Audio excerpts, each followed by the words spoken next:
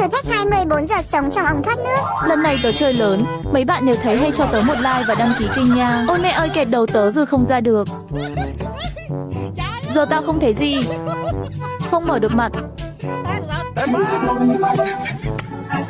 Bạn nói gì? Vãi lào tao không nghe gì hết. Anh lô ship cho tao một ly trà tắc một hộp. Bánh mì heo quay nha, nhanh nha. Ok tới liền, ở đây có một con chó. Lu, ra chỗ khác mày sụa điếc lỗ tai quá.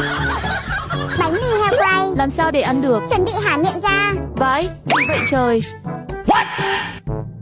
Cái gì vậy bà nội? Toilet ở đâu vậy?